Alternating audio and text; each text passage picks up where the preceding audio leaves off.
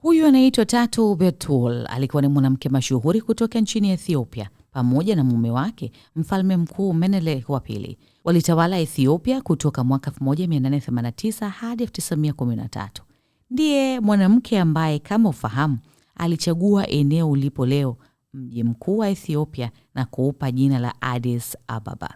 Anatoka katika familia mashuhuri na yenye ushawishi inayodai asili ya ukoo wake ni Mfalme Suleiman na Malkia Sheba. Aliolewa kwa mara ya kwanza akiwa na umri mdogo wa miaka 10, kitu ambacho kilikuwa kawaida kwa mtoto wa kike anayetoka familia mashuhuri.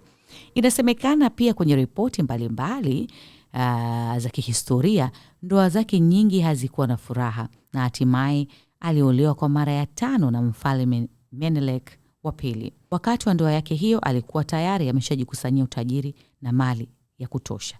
Anakumbukwa zaidi mwanamke huyu kwa upinzani wake dhidi ya wanajeshi wa kikoloni wa Italia na uwezo wake mkubwa wa kisiasa.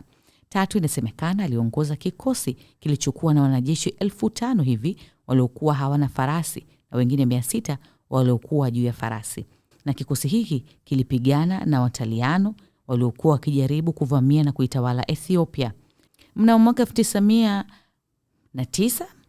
Menelik alipata ugonjwa wa kiharusi na Tatu alikamata hatamu ya utawala na kuongoza Ethiopia kwa ufanisi mkubwa.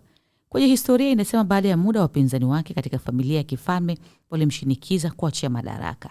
Wanahistoria wanasema alikuwa na nguvu sana iliyowatishia baadhi ya watu waliokuwa wamemzunguka.